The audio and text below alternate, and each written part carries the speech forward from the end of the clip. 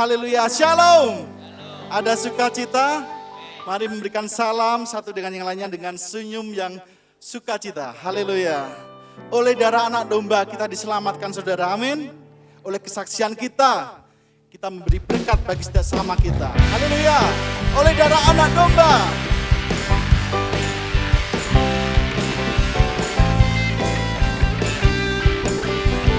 Sekarang telah tiba.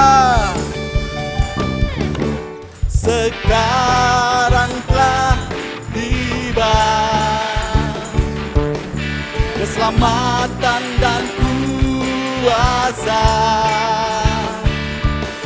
dan pemerintahan Allah kita. Kuasa ada yang diurapinya, karena telah dilemparkannya para pendakwa kita. Sekarang telah tiba. Sekarang telah tiba. Keselamatan dan kuasa dan pemerintahan Allah kita. Kuasanya yang diurapinya, karena telah dilemparkannya para pendakwa kita. Oleh darah anak domba, oleh kesaksian kita, iblis dikalahkan, kuasanya dihancurkan oleh darah anak domba. Haleluya. Sekarang telah tiba. Keselamatan dan kuasa dan pemerintahan Allah kita. Kuasa Dia yang diurapinya, karena telah dilemparkannya para pendakwa kita. Sekarang telah tiba. Sekarang telah tiba. Keselamatan dan kuasa dan pemerintahan Allah kita. Kuasanya yang diurapinya, karena telah dilemparkannya para pendakwa kita. Oleh darah anak domba, haleluya, dan oleh kesaksian kita, oleh kesaksian kita, iblis dikalahkan, kuasanya dihancurkan oleh darah anak domba. Oleh darah anak domba, amin. Oleh kesaksian kita, iblis dikalahkan, kuasanya dihancurkan oleh darah anak domba. Oleh darah anak domba, oleh darah anak domba, amin. Oleh kesaksian kita saudara, kita kalahkan iblis. Iblis dikalahkan, kuasanya dihancurkan oleh darah. Sekali lagi, oleh darah anak domba Allah. Oleh darah anak domba, oleh kesaksian kita, iblis dikalahkan, kuasanya dihancurkan oleh darah anak domba. Oleh darah anak domba, oleh darah anak, oleh darah anak, oleh darah anak domba. Haleluya, puji nama Tuhan. Silakan duduk kembali Bapak Ibu. Puji nama Tuhan. Kami bersyukur Tuhan Yesus. Kami boleh menikmati setiap pujian yang kami naikkan Tuhan. Kami mau lebih lagi menikmati kasih hadirat-Mu Tuhan.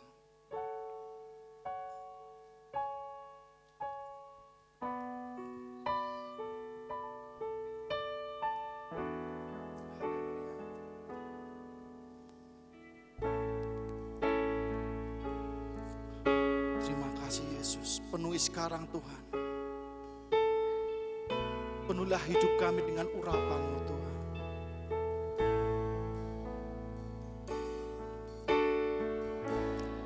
Penuhi sekarang Tuhan, penuhilah hidupku.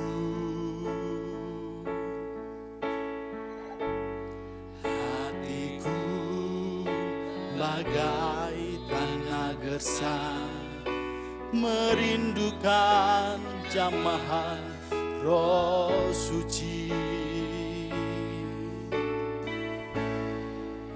Hidupku bagai bejana, ku bawa ke sungai-Mu Tuhan.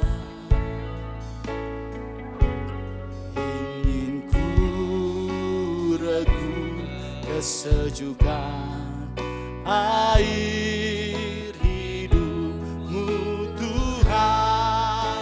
Penuhi Tuhan, penuhi aku sekarang, penuhilah hidupku. Hanya Engkau yang ku rindu. Jamahlah hidupku Tuhan. Penuhi sekarang Tuhan,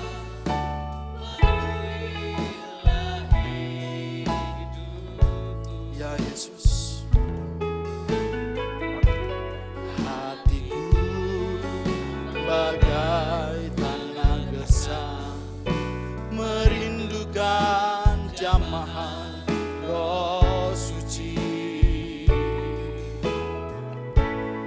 Hidupku bagai bejana, ku bawa ke sungai-Mu Tuhan. Ingin ku regu kesejukan air hidup-Mu Tuhan. Penuhi sekarang, penuhi aku sekarang, penuhilah hidupku. Hanya Engkau Tuhan, Engkau yang ku rindu. Jamahlah hidupku Tuhan. Penuhi sekarang Tuhan,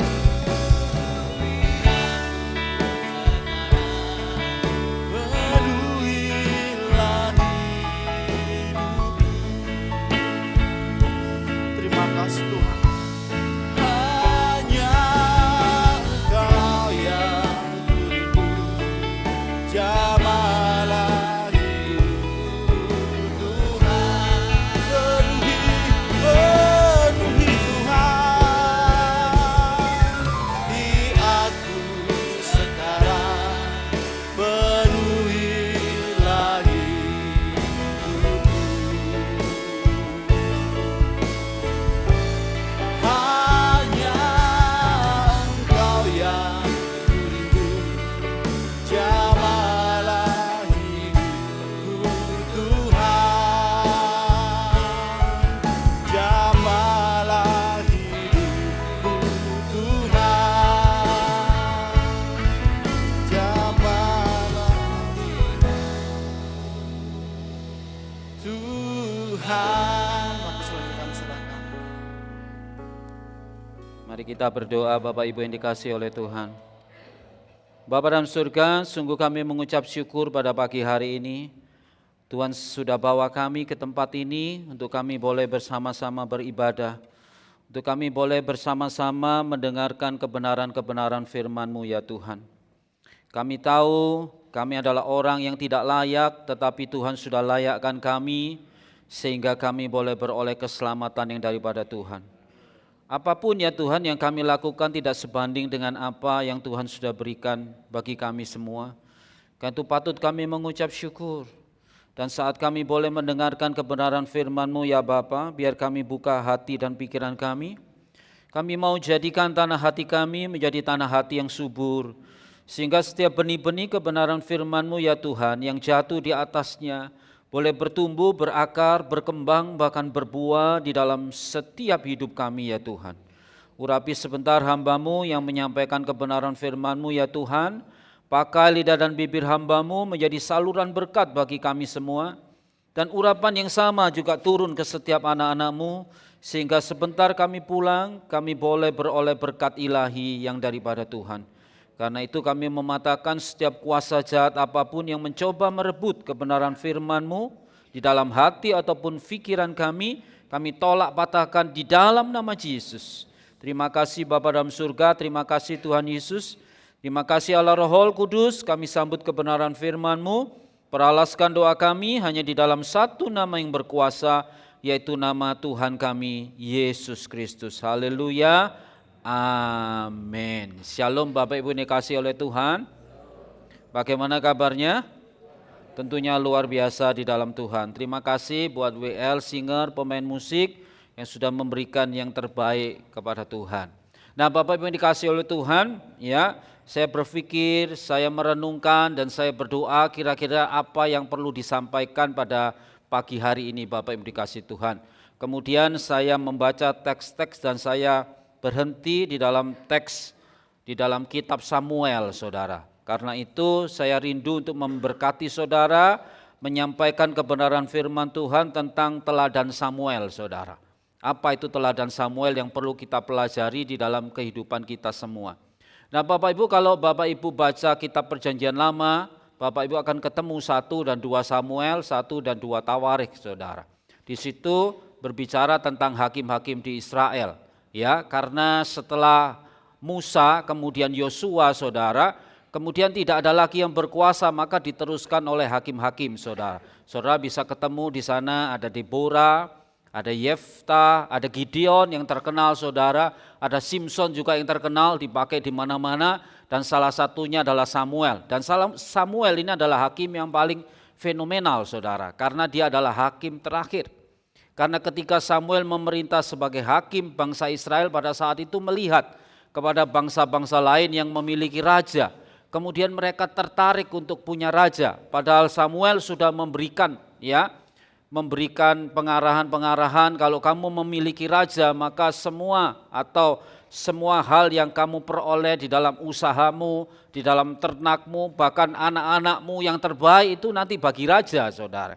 Tetapi bangsa Israel saat itu betul-betul kekeh saudara, ingin mendapatkan seorang raja. Dan kemudian Samuel berdoa dan memang Tuhan mengatakan ya sudahlah, kalau memang mereka menghendaki demikian ya sudahlah, ya biar mereka memiliki seorang raja.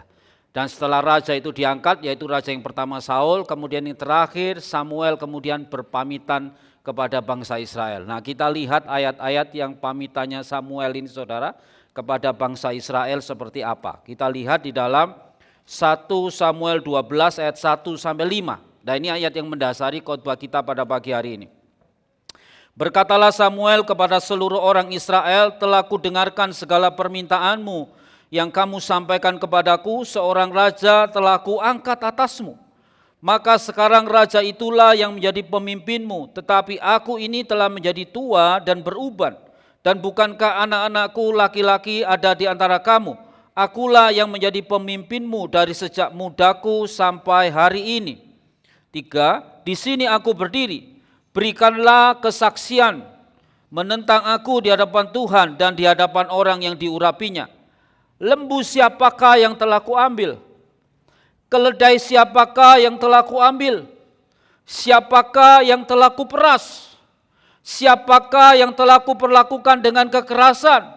Dari tangan siapakah telah ku terima sogok sehingga aku harus tutup mata? Aku akan mengembalikannya kepadamu. Jawab mereka, engkau tidak memeras kami dan engkau tidak memperlakukan kami dengan kekerasan dan engkau tidak menerima apa-apa dari tangan siapapun. Kemudian yang kelima dikatakan, lalu berkatalah ia kepada mereka, Tuhan menjadi saksi kepada kamu dan orang yang diurapinya pun menjadi saksi pada hari ini bahwa kamu tidak mendapat apa-apa dalam tanganku. Jawab mereka, dia menjadi saksi.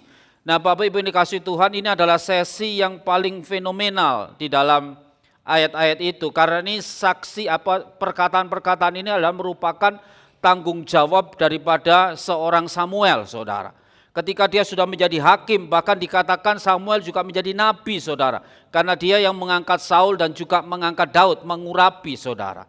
Ini adalah suatu hal yang luar biasa. Ini orang yang dipakai Tuhan luar biasa. Menjadi contoh bagi kita semua. Di akhir kepemimpinannya dia berkata, lembu siapakah yang pernah kuambil, saudara? Dan siapa yang pernah kuperas? Dan bangsa Israel pada saat itu mengatakan tidak ada. Artinya Samuel adalah pemimpin yang bersih. Samuel adalah anak Tuhan yang bersih, saudara. Demikian juga, saudara, di dalam kehidupan kita semua. Pada saat terakhir kita harus mempertanggungjawabkan segala apa yang kita lakukan di muka bumi ini, saudara. Karena itu saya melihat contoh Samuel, kira-kira dalam ayat-ayat tadi yang dapat saya petik pertanggungjawaban Samuel itu, yang pertama adalah, saudara, bahwa Samuel itu memiliki kapabilitas. Samuel itu memiliki kemampuan, saudara. Dia bisa menjadi seorang pemimpin, dia menjadi seorang hakim, dia menjadi seorang nabi. Dia memiliki kemampuan. Kalau tidak punya kemampuan, tidak bisa, saudara. Saya yakin dan percaya kita semua ditentukan oleh Tuhan memiliki kemampuan masing-masing, saudara. Talenta kita masing-masing. Hanya perlu kita mengetahui bagaimana kemampuan itu bisa ditingkatkan. Ya, kita lihat sama-sama, saudara. Yang pertama, apa yang harus kita lakukan, saudara, untuk supaya capability, kemampuan itu bisa ditingkatkan? Yang pertama adalah kita mau diajar. Dan saya mempelajari biografi daripada Samuel ini, kita bisa melihat, ini contoh yang nyata ya. Samuel itu mau diajar kalau kita melihat di dalam 1 Samuel 3 ayat 1 sampai 10. Kalau saudara baca semua bisa, tapi saya ambilkan ayatnya saja. Yang ke-10, lalu datanglah Tuhan berdiri di sana dan memanggil seperti yang sudah-sudah, Samuel, Samuel. Dan Samuel menjawab, berbicaralah sebab hambamu ini mendengar. Nah, saudara, sebelum proses ayat ke-10 ini, Samuel ketika masih kecil, kita tahu bahwa dia adalah anak daripada Hana, saudara. Elkana memiliki dua istri, Hana dan Penina. Dan saat itu Penina memiliki anak. Tetapi Hana tidak memiliki anak. Karena itu setiap kali ada pembagian dan lain sebagainya, Hana ini merasa seolah-olah dibully, saudara. Dia tidak memiliki anak, tapi madunya memiliki anak, saudara. Sehingga seolah-olah Elkana ini lebih mengasihi madunya daripada dia. Ya, karena itu dia menangis, kemudian dia datang ke Silo, ke rumah Tuhan. Dan saat itu dia berdoa supaya dia diberi anak sebetulnya. Sampai Imam Eli pada saat itu melihat seolah-olah ini ada orang mabuk di sini. Kemudian dia berkata, kenapa? Kemudian dia bercerita, saya tidak mabuk. Ya, Bapak, kalau dia imam ya, saya tidak mabuk, tetapi saya ini sengsara karena saya punya madu, punya anak, ini tidak punya anak, kira-kira bahasa saya sendiri seperti itu. Kemudian Eli berkata, pulanglah, nanti kamu akan dikaruniai anak. Dan saat itu Hana bernasar, nanti kalau anakku lahir, ini anakku tak serahkan kepada Tuhan. Nah, saudara, banyak dari hamba-hamba Tuhan yang demikian ya. Kalau anaknya ini lahir, dia bernasar, tak serahkan kepada Tuhan. Dan ketika Samuel lahir, saudara, kemudian dia sudah berencana menyerahkan, kemudian suaminya bilang nunggu saja sampai dia disapi. Disapi itu artinya tidak menerima susu dari ibunya, tetapi diganti susu sapi, saudara. Makanya namanya disapi, saudara, ya kan? Dulu saya tidak ngerti apa itu disapi itu apa, saudara. Ternyata disapi itu dari susu mama diganti susu sapi, saudara. Dan ketika dia sudah disapi, diserahkan kepada Imam Eli. Dan dia biasa tidur di dekat tabut Allah, saudara. Ini yang luar biasa, saat itu kalau saudara baca, Eli itu punya anak. Anak-anaknya itu kurang baik, saudara. Dan saudara coba bayangkan, Samuel kecil dengan anak-anaknya Eli dan lain sebagainya, tapi tidak diceritakan di situ bagaimana ceritanya. Tapi saya kira ini anak pilihan, saudara. Sampai suatu saat ketika dia tidur di tabut Tuhan, itu ada yang memanggil dia, Samuel, Samuel. Dia kaget, siapa nih yang manggil? Pasti Imam Eli. Dia datang kepada Imam Eli, Bapak, apakah engkau memanggilku? Imam Eli bilang, tidak, aku tidak memanggil kamu. Ya memang Imam Eli tidak memanggil, saudara. Itu yang pertama, saudara. Kemudian yang kedua, dia ada perkataan lagi, Samuel, Samuel. Dia datang lagi kepada Eli. Bapak, apakah engkau memanggil aku? Tidak, saudara. Ya, sampai kemudian Imam Eli teringat, oh ini pasti Tuhan yang memanggil anak ini. Saat itu Imam Eli mendusin, dia mengerti, oh kira-kira anak ini yang dipilih Tuhan, saudara. Kemudian dia berkata kepada Samuel, kalau kamu dipanggil lagi, kamu bilang saja, saudara, ya, supaya apa yang mesti dikatakan Tuhan kepadamu. Karena itu di ayat 10 dia berkata, saudara, lalu datanglah Tuhan, ya, pada ayat yang ke-10, berdiri di sana dan memanggil seperti yang sudah-sudah, Samuel, Samuel, dan Samuel menjawab, berbicaralah sebab hambamu ini mendengar, saudara. Artinya Samuel ini mau diajar, saudara. Sama Imam Eli dikasih, ya kalau kamu dipanggil lagi kamu bilang kepada Tuhan, hambamu mendengar. Dan dia melakukan. Dan itu sampai 3 kali. Nah kalau saudara bayangkan saat ini gereja ini kadang-kadang ada banyak yang aneh-aneh, saudara. Kenapa? Orang baru datang ke gereja, terus ceritanya mesti dia bilang, Tuhan bicara sama saya disuruh begini, dan lain sebagainya. Bayangkan ini zaman Nabi Perjanjian Lama saja yang Tuhan bisa muncul langsung. Tuhan bisa berbicara langsung saja, dia belajar, saudara. Belajar mendengar suara Tuhan dari Imam Eli. Dan kalau kita bayangkan sekarang banyak orang-orang yang seperti itu. Saya mengalami sendiri di gereja kami di Solo itu, orang yang baru datang, tiba-tiba sudah bisa cerita, Tuhan berbicara sama saya, suruh begini, dan lain sebagainya, saudara. Bayangkan, saudara, ini tanpa belajar seperti itu. Karena kita mendalami Tuhan itu mesti belajar, ini bahkan dikatakan sampai 3 kali dia tidak ngerti. Dia dibimbing oleh Eli. Karena itu Bapak Ibu yang dikasihi Tuhan, apapun dalam kehidupan kita, permasalahan apapun, jangan kita merasa sok jago. Kalau kita merasa sok jago, saudara, seolah-olah Tuhan paling dekat kepada kita. Kalau kita keliru itu repot, saudara. Belajar dari pengalaman Samuel sampai 3 kali, saudara. Karena itu ini penting, proses dalam kehidupan kita penting. Proses supaya kita dewasa itu penting, saudara. Karena itu kalau Rasul Paulus berkata kepada Titus, berkata kepada Timotius yang menjadi pelayan Tuhan, yang menjadi diaken itu hendaklah orang yang sudah dewasa rohani. Bukan orang yang baru bertobat, saudara. Dari sini kita bisa melihat, ya, Samuel mengasah kemampuannya, capability-nya diasah, saudara, melalui apa? Pengajaran yang diberikan oleh Eli. Walaupun Eli itu tidak baik-baik amat. Karena nanti diceritakan Eli itu kurang baik juga, saudara, ya. Walaupun Elinya bukan Elinya, tetapi anak-anaknya. Tetapi dia mau belajar. Dalam situasi seperti ini kita bisa melihat bagaimana perjuangan Samuel, dia mau belajar, saudara.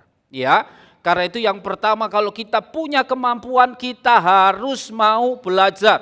Kalau tidak mau belajar, saudara, kemampuan kita tidak akan pernah dapat diasah. Amsal mengatakan takut akan Tuhan adalah permulaan pengetahuan. Tetapi orang bodoh menghina hikmat dan didikan. Jadi yang pertama supaya kita bisa memiliki kemampuan, kita mau belajar takut akan Tuhan.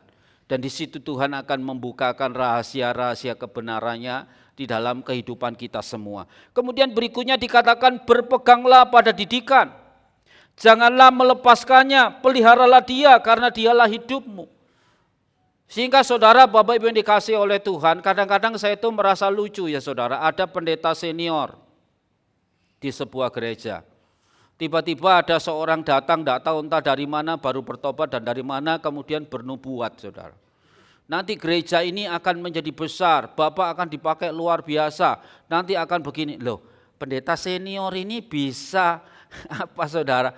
Bisa mengakui orang yang baru datang yang tidak tahu dari mana juluntrungannya itu bisa percaya, saudara. Coba saudara bayangkan.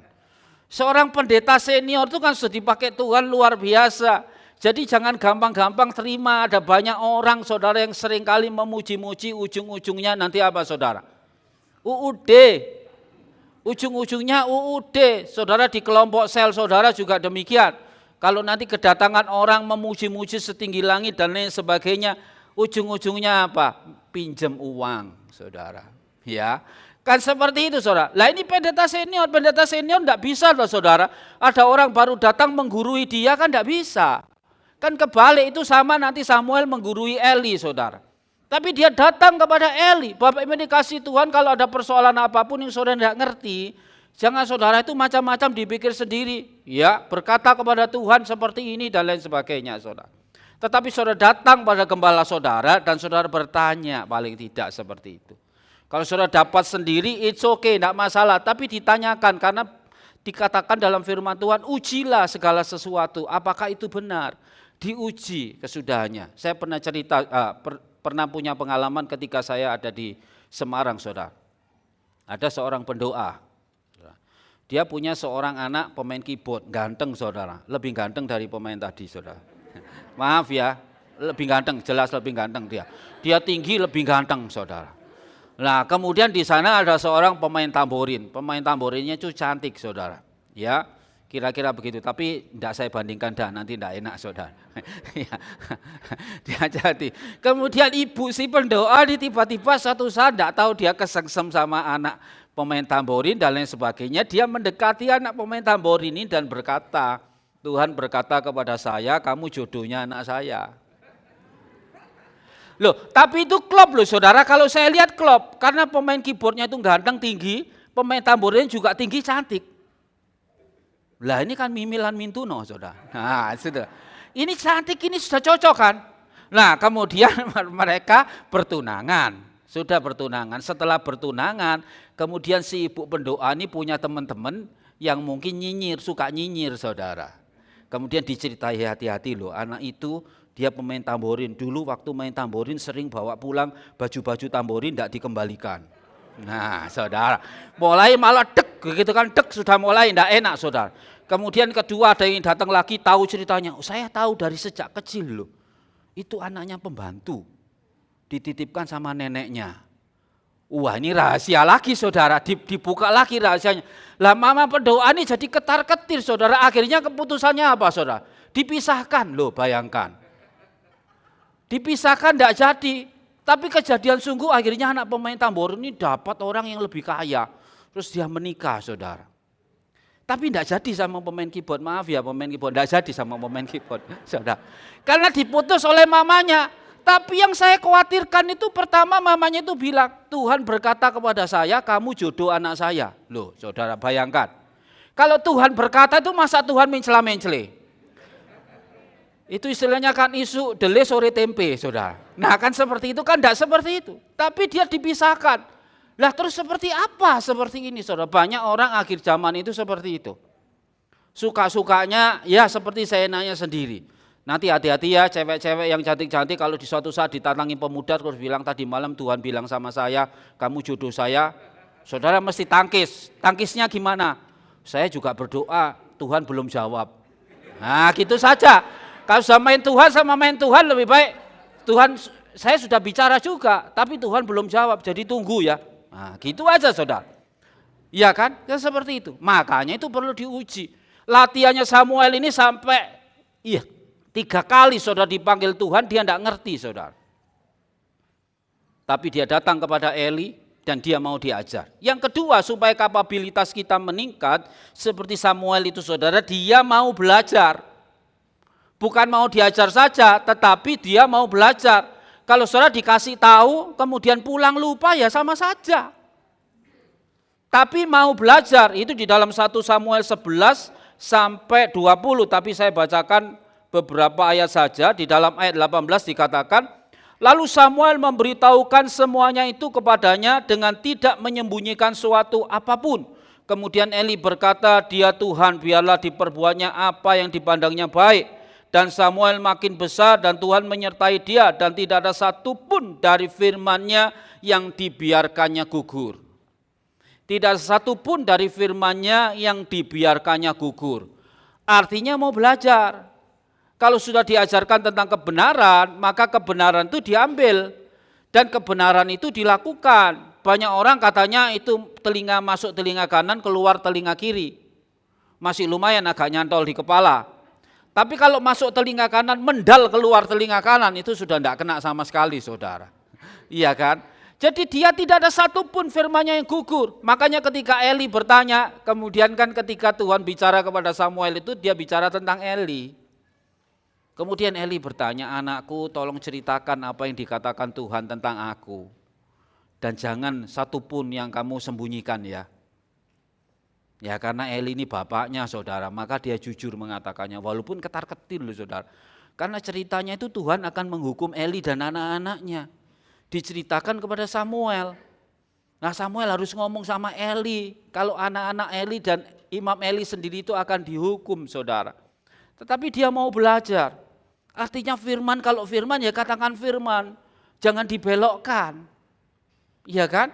Kalau firman ya firman, ceritakan firman, jangan kemudian dibolak-balik, diputer-puter supaya orang senang gitu saudara dan lain sebagainya.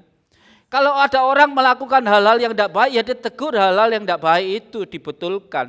Jangan kemudian diputer-puter saudara. Dan Samuel ini mau belajar sehingga dia melakukan kebenaran firman Tuhan dengan sungguh-sungguh. Tidak ada satupun firman yang dibiarkannya saudara. Amsal mengatakan demikian saudara, hai anakku, janganlah engkau melupakan ajaranku dan biarlah hatimu memelihara perintahku. Hati kita kalau kita sudah diisi, maka itu yang keluar saudara. Makanya kalau kita diisi firman, hidup kita akan penuh dengan firman. Sehingga kita bisa mengatakan kebenaran kepada siapapun, walaupun pahit, tetapi itu dikatakan. Ini Samuel itu pahit loh saudara, ketika berkata kepada Eli itu, Eli waduh dia merasa, loh gimana ya ini tentang Eli, kalau saya katakan kepada Imam Eli ini kan bapak saya, kan enggak enak nanti kan sedih.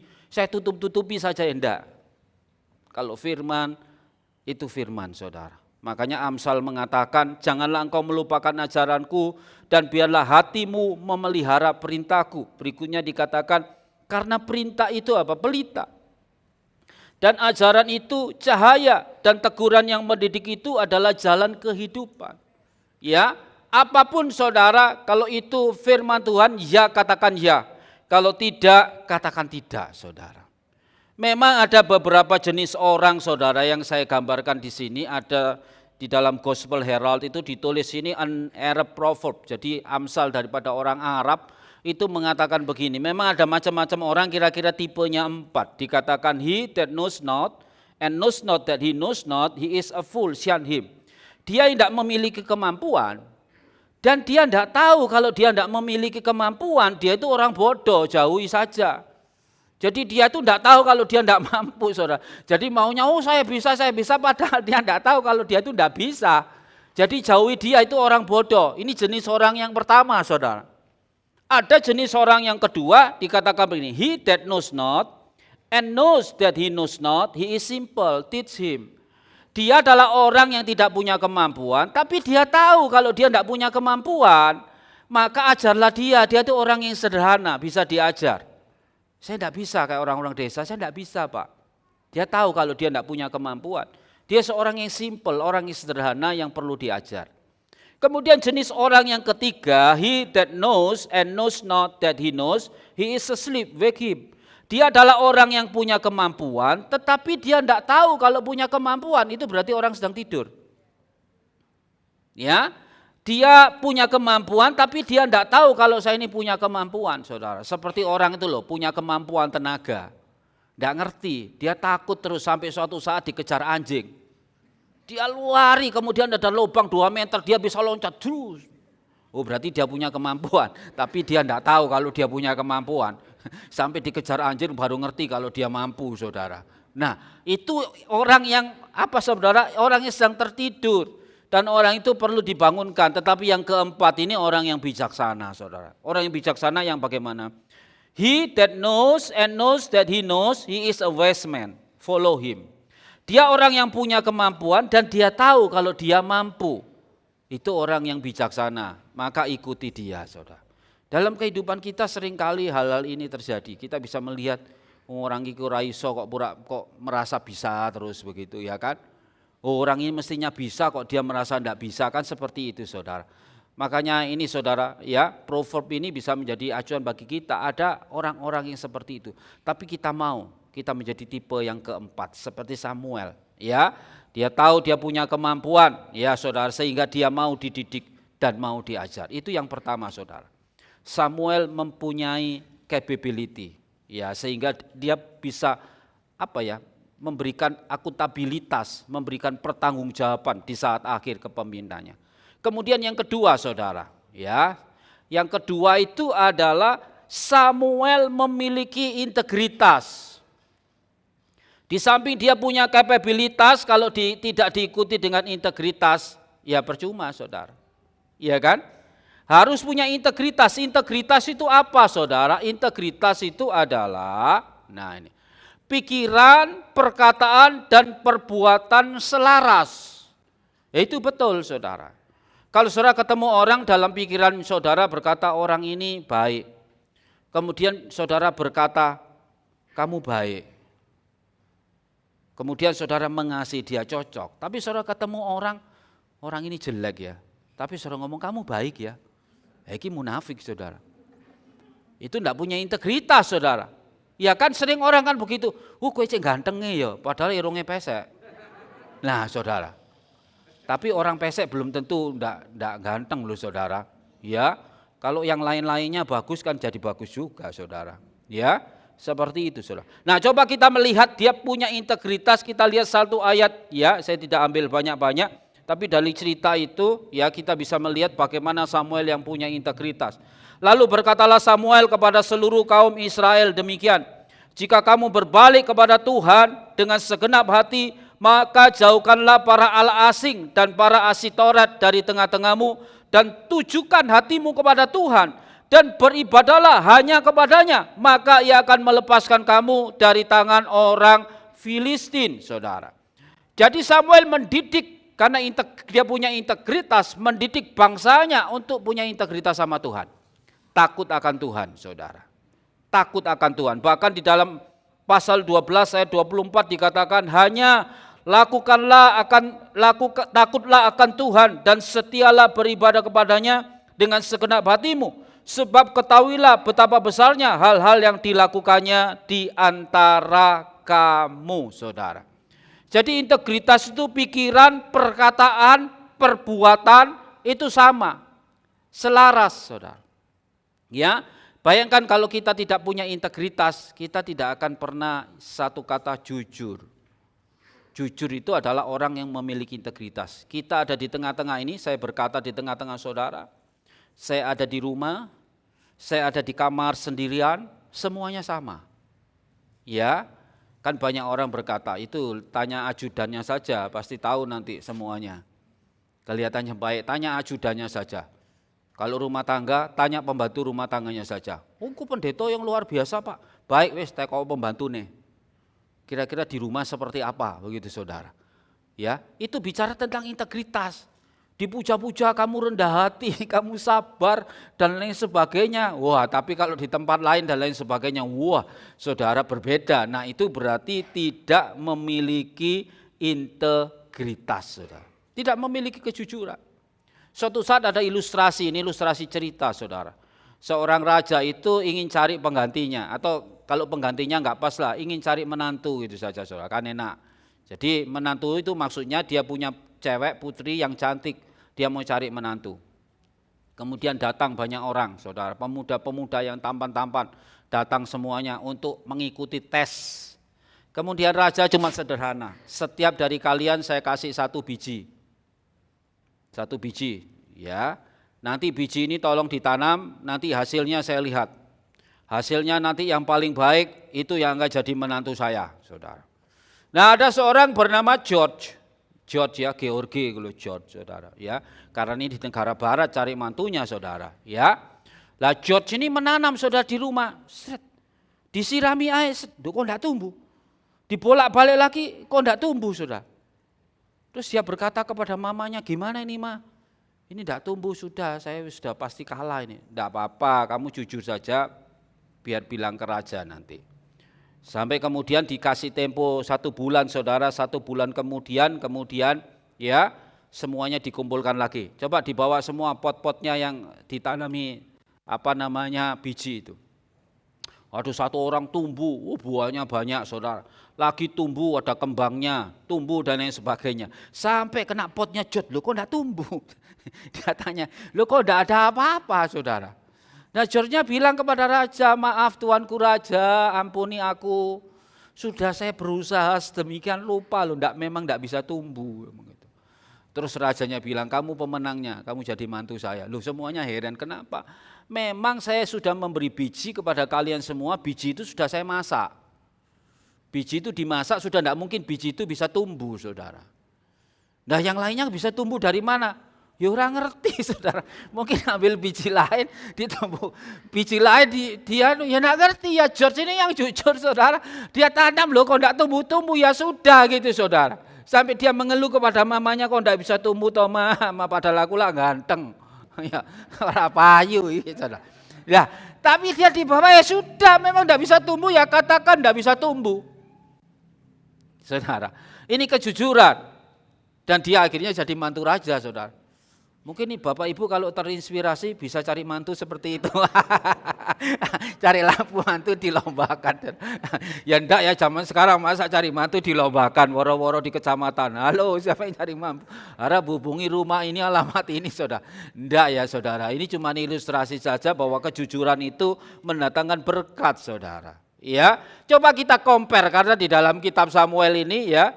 Ini ya, 1 kata dari Amsal berkata, janganlah engkau berkata kepada sesamamu, pergilah dan kembalilah besok akan kuberi, sedangkan yang diminta ada padamu. Saudara ngerti semua ya.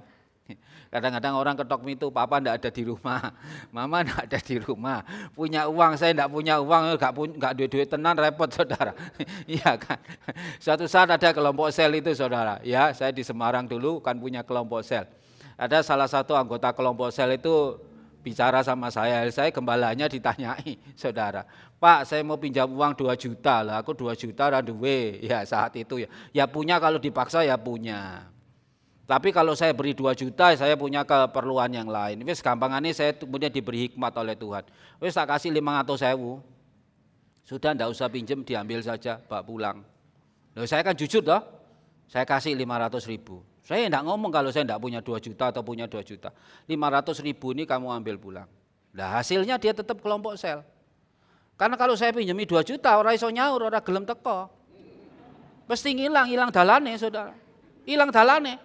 Nggur ketang dikasih 500.000 atau 300-200.000 dia kan enggak terbeban. Wah ini duit-duitku kok wisan.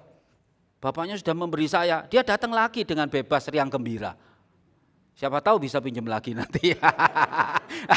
Saudara. Seringkali seperti itu saudara. Lah kalau kita paksakan seperti itu dia enggak balik saudara. Makanya kita mesti jujur ya. Selanjutnya saya compare tadi saya katakan, saya compare kepada Saul. Karena Saul ada di ayat Samuel ini saudara. Saul tidak memiliki integritas. Coba kita lihat contohnya di sini ya saudara. Suatu saat seperti ini terjadi. Sebab itu Saul berkata, bawalah kepadaku korban bakaran dan korban keselamatan itu. Lalu ia mempersembahkan korban bakaran. Baru saja ia habis mempersembahkan korban bakaran, maka tampaklah Samuel datang. Saul pergi menyongsongnya untuk memberi salam kepadanya. Tetapi kata Samuel, apa yang telah kau perbuat? Jawab Saul, karena aku melihat rakyat itu berserak-serak meninggalkan aku, dan engkau tidak datang pada waktu yang telah ditentukan, padahal orang Filistin telah berkumpul di Mikmas, saudara. Ya, tetapi jawab Samuel, apakah Tuhan itu berkenan? Ini saya lompati ya, kepada korban bakaran dan korban sembelian sama kepada mendengarkan suara Tuhan. Sesungguhnya mendengarkan lebih baik daripada korban sembelian, memperhatikan lebih baik daripada lemak domba-domba jantan. Suatu saat, saudara, Samuel itu diserang oleh bangsa Filistin, ya. Dan Saul yang rajanya pada saat itu, Samuel sudah wanti-wanti, nanti aku yang datang mempersembahkan korban bakaran kepada Tuhan supaya Tuhan berkenan dan memenangkan peperangan. Sebetulnya alasan Saul itu cengli loh saudara. Cengli itu artinya masuk akal. Ya. Kenapa masuk akal? Bangsa Filistin itu sudah datang dekat. Dan Samuel tidak datang-datang, saudara kan derodok hati ini. Waduh, ini diserang gimana? Deg-deg ser, ketakutan kan begitu. Lah kemudian dia harapannya dia wis aku yang mempersembahkan kepada Tuhan, ya biar Tuhan berkenan. Sebetulnya alasannya kan gampang sebetulnya. Saul itu alasannya kan gampang, makanya seringkali Saul dibandingkan dengan Daud kan. Dosanya Saul kan cuma yang gini-gini. Suatu kali juga Agag juga begitu. Agagnya nanti ada ceritanya Agag enggak dia bunuh, ternaknya enggak dia bunuh, diambil. Sebetulnya alasannya gampang-gampang saudara. Tetapi ini bicara tentang integritas. Kalau Daud itu kan walaupun dia berzina dia punya integritas. Begitu dia berzina langsung dia minta ampun, berdosa. Dan dia tidak banggel, Saul ini kan banggel saudara. Banggel itu artinya melawan. Dia bilang kamu tidak datang-datang, kan cengli toh kalau saya yang mempersembahkan korban bakaran. Kan tidak apa-apa toh, kan begitu. Tapi Samuel orang yang punya integritas tidak bisa. Kalau Tuhan sudah suruh A ya A. Jangan dibuat sendiri, seringkali kita kan begitu kan. Tuhan suruh A kita ngomong B, firman Tuhan hari ini diplesetke ke yang lain saudara. Dan lain sebagainya. Nah itu tidak berkenan di hadapan Tuhan, tidak berkenan di hadapan Tuhan saudara. Suatu saat ada cerita seorang Yahudi di Jerman saudara. Dia satu keluarga biasa ibadah di sinagog. Tahu kan sinagoge itu kan tempat ibadahnya orang Yahudi. Mereka satu keluarga baik-baik saja dan menjadi keluarga yang baik saudara. Nah suatu saat karena kepentingan bisnis dan bisnisnya di Jerman itu banyak ketemu dengan orang-orang Lutheran. Orang Kristen bukan orang Yahudi saudara, orang Kristen. Jadi bisnis, karena kepentingan bisnis kemudian papanya itu menyeberang ikut gereja Lutheran. Anaknya itu sakit hati saudara, anaknya itu sakit hati. Kemudian dia belajar dengan sungguh-sungguh, belajar mempelajari, menulis dan lain sebagainya karena kekecewaannya. Akhirnya dia menciptakan sebuah doktrin namanya Marxisme. Siapa itu anak itu? Namanya Karl Marx. Dia pencetusnya Marxisme. Kenapa? Dia dari keluarga Yahudi yang taat, dia hormat sama papanya karena papanya tekun beribadah dengan sungguh-sungguh. Tapi suatu saat papanya berubah menjadi Lutheran. Menjadi masuk ke Kristenan Lutheran, dia menjadi sakit hati, saudara. Sakit hati, makanya sakit hatinya itu dikembangkan sampai akhirnya dia punya pengajaran Marxisme. Bayangkan ya, dari sakit hati bisa berkembang seperti itu. Kenapa alasannya? Karena seorang ayah yang tidak punya integritas, saudara. Ya, kitab Amsal mengatakan jangan iri hati kepada orang yang melakukan kelaliman dan janganlah memilih. Ini sudah ya. Dan janganlah memilih satu pun dari jalannya. Ya saudara. Jadi kalau kita punya integritas, sungguh-sungguh punya integritas. Di dalam Mazmur 73, itu Mazmurnya Asaf. Ketika dia melihat orang-orang yang tidak bertuhankan Yahweh. Ya saat itu kan Yahweh ya, Tuhan, T-U-H-A-N huruf besar. Itu kok hidupnya enak-enak semua. Sampai kemudian akhirnya dia mempermasalahkan Tuhan. Saya yang beribadah kepadamu setiap hari, menyembah Engkau setiap hari, kok ora direjekeni, malah kono sing korupsi malah diberkati, diberkati korupsi saudara. Sampai dia masuk ke tempat kudus Allah. Dan akhirnya dia menyadari bahwa akhir dari perbuatan-perbuatan mereka adalah jalan yang licin. Akhir dari perbuatan mereka jatuh saudara. Dan saat itu dia menyadari. Dan dia balik kepada Tuhan. Dan dia sungguh-sungguh kepada Tuhan. Saudara. Kenapa? Karena dia menyadarinya. Sama dengan Nabi Habakuk.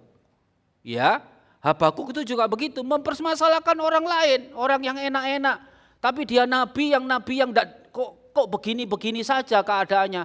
Sampai dia mengerti. Kemudian dia berkata meskipun pohon zaitun tidak menghasilkan. Ya, dan lain sebagainya. Aku tetap beriaria kepada Tuhan. Karena dia sudah menyadari ketika berintegritas kepada Tuhan, maka dia melakukan perbuatan-perbuatan yang Tuhan inginkan dan ada jaminan di dalam hidup kita. Saudara, kehidupan di dunia ini tidak terlalu panjang. Usia kita juga tidak terlalu panjang dan sering saya berkata begini kalau di mimbar saudara. Kan itu pertahankan iman, integritas saudara kepada Tuhan. Sampai pada akhirnya saudara akan mendapatkan kekekalan saudara. Jangan sampai kita melenceng darinya, saudara. Jangan sampai kita sungguh-sungguh tertarik kepada ini, dan lain sebagainya. Tapi kita mau andalan kita hanya Tuhan. Bagaimana kita bisa mengenal Tuhan? Bagaimana kita bisa belajar seperti Samuel mau diajar dan belajar? Baca firman Tuhan. Dengar khotbah yang benar. Jangan khotbah yang mengenakkan telinga seperti digelitik.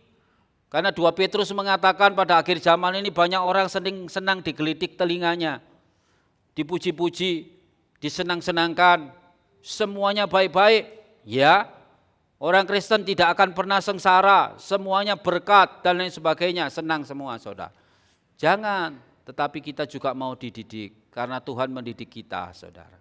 Sehingga kita akan menjadi dewasa di dalam Tuhan. Amin. Kemudian yang ketiga saudara. Ya, ini yang ketiga, tadi kan 3 teladan. Yang ketiga adalah Samuel memiliki morality. Samuel memiliki moralitas. Jadi di luaran itu orang melihat Samuel ini orang yang baik, saudara. Ya, karena integritas itu mempengaruhi moralitas. Memiliki sikap dan tindakan yang baik. Coba kita kembali kepada ayat yang kita baca di awal tadi, saudara. Nah, ini ya 1 Samuel 12 ayat 4 dan 5. Jawab mereka, engkau tidak memeras kami, dan engkau tidak memperlakukan kami dengan kekerasan, dan engkau tidak menerima apa-apa dari tangan siapapun. Lalu berkatalah ia kepada mereka, Tuhan menjadi saksi kepada kamu, dan orang yang diurapinya pun menjadi saksi pada hari ini bahwa kamu tidak mendapat apa-apa dalam tanganku. Jawab mereka, dia bersaksi. Ya, jawab mereka, dia menjadi saksi, saudara. Artinya orang-orang Israel pada saat itu tahu semua kalau Samuel itu moralitasnya bagus, saudara. Amin. Kalau kita gambarkan di dalam ranah pendidikan, saudara, capability itu bicara tentang kognitif. Kognitif itu bicara tentang pikiran, saudara. Kalau pikiran kita diisi oleh kebenaran-kebenaran firman, maka mempengaruhi integritas. Integritas itu bicara afeksi atau afektif. Afektif itu perasaan hati yang diubahkan. Jadi kalau pikiran kita diisi firman Tuhan, hati kita juga menjadi penuh dengan firman Tuhan. Nah, kemudian psikomotorik itu tindakan kita, itu bicara tentang moralitas. Jadi kalau kognitif kita diisi, kapabilitas kita diisi oleh firman Tuhan, integritas afeksi kita berubah, hati kita punya integritas, maka psikomotorik, perilaku kita, moralitas kita pasti baik. Itu sudah pasti, saudara. Karena 3 itu masuk, tek, tek, tek. Kalau ini diisi yang jahat, nonton filmnya porno, nonton filmnya kejahatan terus, ininya berubah. Lihat ATM di jalan, kok nganggur ya ATM-nya ya. Sik, tak golek bola sik. Golek bola sing ahli-ahli iku, saudara. Terus mbobol ATM. Kan begitu, saudara. Makanya orang berkata kalau maling masuk penjara, malingnya lebih pintar dari maling yang sebelumnya. Karena dia ketemu dengan orang-orang yang ahli-ahli. Terus join venture. Ayo sama-sama ayo. Sudah lihat ya film-film Amerika itu namanya Ocean 11. Ocean 12, Ocean 13, kemudian Sandra Bullock yang terakhir buat Ocean 8, kalau enggak Ocean 9, Ocean 8. Itu pembobol semua, saudara. Jadi para pencuri berkumpul kemudian melakukan kejahatan bersama-sama, tapi dianggap lakon sama filmnya. Saudara kan senang lihat ya, kalau sebagai hiburan ya senang baik, saudara. Tapi jangan ditiru, saudara. Sekarang sudah banyak yang ditiru seperti itu. Mereka nirunya dari mana? Karena melihat film. Bobol ATM melihat film. Orang ambil uang di bank, terus diidik-idik, terus dilihat, terus dikejar. Itu juga dari film. Kenapa bisa berkembang demikian? Karena ini loh, otaknya diisi oleh yang jahat, perubahan sikapnya, integritasnya jadi integritas yang jahat, kemudian perilakunya jahat. Karena tergantung isinya. Kalau saya katakan Adolf Hitler itu seorang yang punya integritas enggak? Punya integritas ya, tapi integritasnya yang jahat. Karena diisi oleh otak yang jahat, integritasnya di sini jahat. Dia mengameni apa yang dia katakan benar. Jadi pikiran, perkataan, perbuatan sama atau tapi kejahatan, gitu saudara, kan sama. Orang-orang komunis itu punya integritas enggak? Punya, saudara. Suatu saat saya pernah baca itu Billy Graham pernah mendapati seorang komunis itu zaman lalu, saudara, sekarang sudah bukan eranya komunis.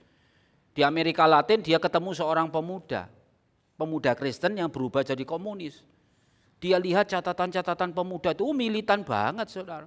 Kalau hidupku adalah komunis, kalau aku makan untuk orang komunis, kalau aku kerja untuk partai, semuanya untuk partai. Integritasnya tinggi, saudara, militan.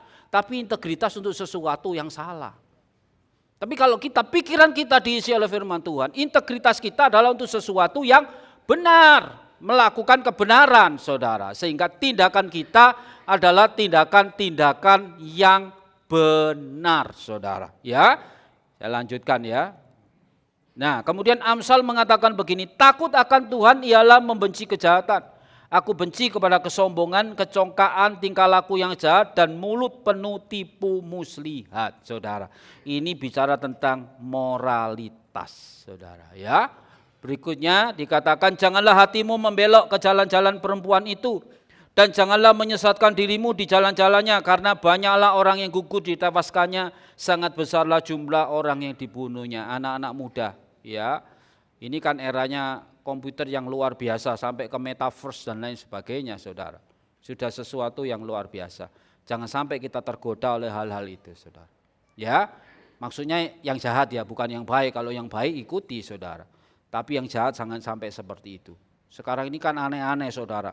Ada prostitusi online dan lain sebagainya seperti itu dan lain sebagainya. Ini semua kan bicara tentang moral. Ya, karena itu kita hati-hati. Nah, di dalam kitab Samuel itu saya bandingkan dengan ini, saudara. Anak Imam Eli itu memiliki moral yang tidak baik, saudara. Di dalam 1 Samuel 2 ayat 12 dikatakan sudah jelas, adapun anak-anak lelaki Eli adalah orang-orang dursila, mereka tidak mengindahkan Tuhan. Nah, ini bicara tentang moralitas. Sebetulnya bukan anak-anak Eli saja, saudara. Sebetulnya Eli juga demikian, karena di dalam pasal 3 ayat 13 ketika Samuel dapat dari Tuhan itu yang diberitakan kepada Eli itu, dia bilang begini, sebab telah kuberitahukan kepadanya bahwa aku akan menghukum keluarganya untuk selamanya karena dosa yang telah diketahuinya. Imam Eli itu sudah tahu kalau anak-anaknya dosa, yakni bahwa anak-anaknya telah menghujat Allah tetapi ia tidak memarahi mereka. Nah, satu lagi saudara, kalau saudara tahu sesuatu yang salah, saudara diam saja, lah ini tidak boleh. Ya, kalau tidak salah di kitab Yesiel kan dikatakan, dosa itu kutanggungkan, saudara. Artinya kalau kita sudah tahu, maka kita harus betul-betul memarahi mereka, saudara. Ya, jadi memarahi. Tapi Imam Eli ini tidak marahi, saudara. Dia diam saja, dilihat saja dan lain sebagainya. Dan ini berbahaya, ini termasuk juga ikut dosa, saudara. Makanya akhirnya juga anak-anaknya mati kan, ketika ada di tabut perjanjian mati. Kemudian dikabari Imam Eli kalau anaknya mati, dia kaget jatuh mati sekali, saudara. Tuhan menghukum mereka. Itu moral yang baik itu perlu kita pertahankan di dalam kehidupan kita. Ada contoh-contoh yang nyata, saya bacakan yang terakhir saja, saudara. Moral yang baik itu ada seorang yang bernama ini, saudara, Fiorello Enrico LaGuardia. Ini hidup di tahun 1882, saudara, ya, sampai 1947. Dia adalah seorang hakim. Ceritanya seperti apa, saudara? Saya bacakan ceritanya, saudara. Di tengah malam tahun 1935, seperti biasa ia muncul di pengadilan malam. Di depan wali kota New York yang menurut salah satu undang-undang Amerika Serikat diberi wewenang untuk bertindak sebagai hakim. Ia duduk.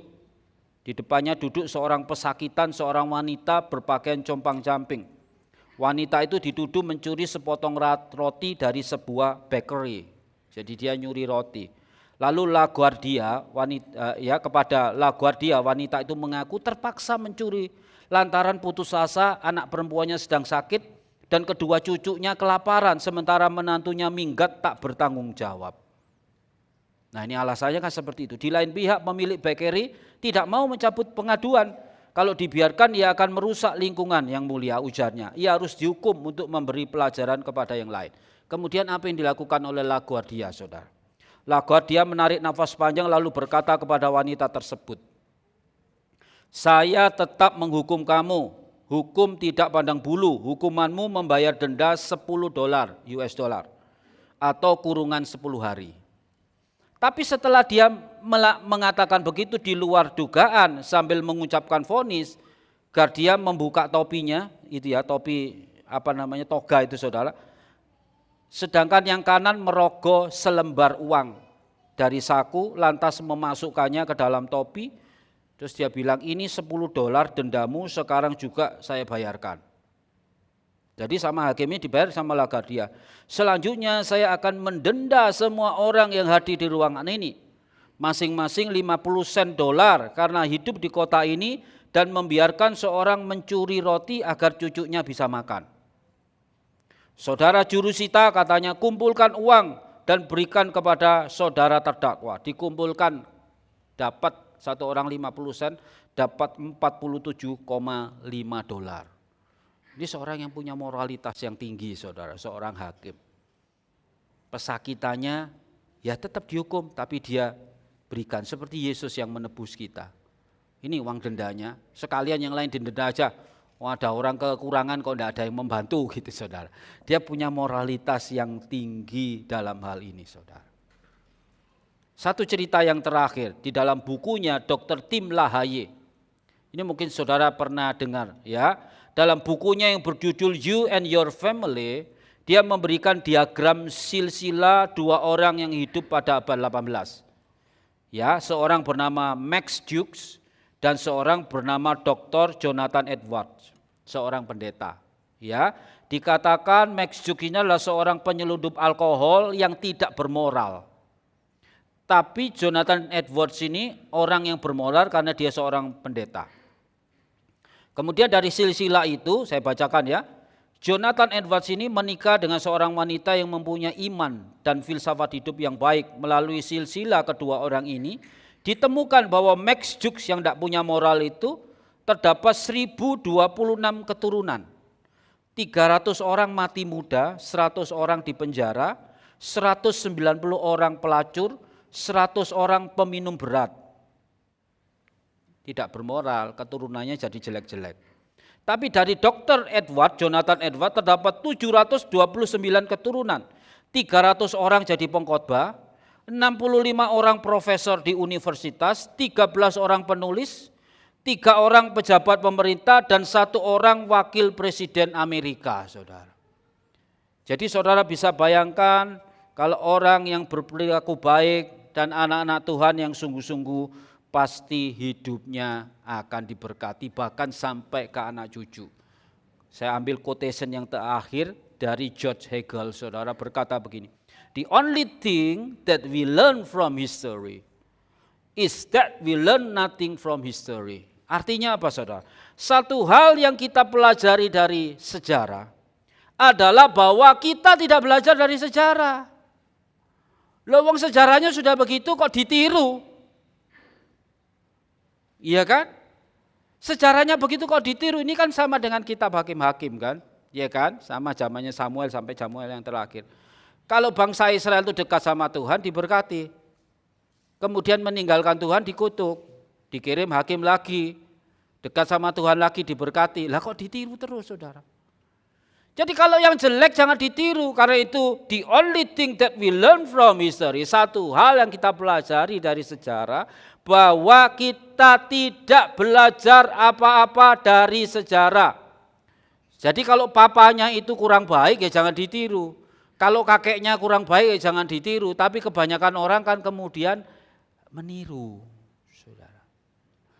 Nah ya itu ya, karena itu yang terakhir kita bisa mengerti Samuel memiliki accountability, memiliki pertanggungjawaban.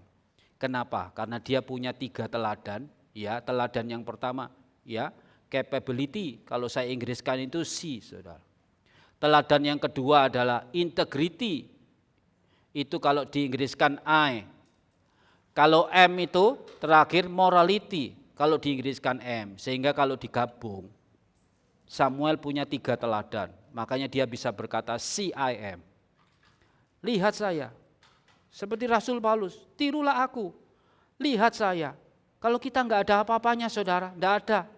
Suatu saat Billy Graham mau di blackmail, mau diperas saudara. Tapi dia bilang peras saja enggak apa-apa, cari kejelekannya enggak ada. Jadi kalau kita punya kapabilitas yang baik, punya integritas dan punya moralitas, tidak ada orang yang bisa menjatuhkan kita. Lihat hidup kita. Mari pemain musik, udah selesai ya. Tuhan Yesus memberkati Bapak Ibu. Terima kasih Bapa dalam surga, hamba-Mu sudah berhenti sampai di sini. Namun hamba-Mu yakin dan percaya Allah Roh Kudus akan menguraikan dengan lebih dalam lagi di dalam setiap hati kami, sehingga kami boleh belajar sungguh-sungguh. Samuel memiliki teladan yang luar biasa. Kami pun pada saat akhir ketika kami ditanya, kami bisa mengatakan bahwa kami bersih di hadapan Engkau Tuhan. Biarlah kami senantiasa asah kapabilitas kami, sehingga kami boleh memiliki integritas dan moralitas yang baik di dalam setiap kehidupan kami. Terima kasih Bapa, berkati jemaat-Mu di tempat ini, apapun yang menjadi pergumulan mereka, apapun yang menjadi kerinduan mereka, kiranya Tuhan campur tangan dalam setiap permasalahan. Berkati Bapak Paulus sekeluarga Tuhan, tambah-tambahkan hikmat, akal budi, kekuatan senantiasa, sehingga dapat mengajarkan yang terbaik kepada umat-Mu di tempat ini. Berkati setiap pengurus yang ada, kami serahkan ke dalam tangan Tuhan, sehingga Tuhan juga memakai dengan hikmat, akal budi yang daripada Tuhan, sehingga semua pekerjaan gereja dapat berjalan dengan baik. Terima kasih Bapak, kami mengucap syukur dan beralaskan doa kami hanya di dalam satu nama yang berkuasa, yaitu nama Tuhan kami, Yesus Kristus. Haleluya. Amin. Terima kasih, silakan duduk Bapak Ibu.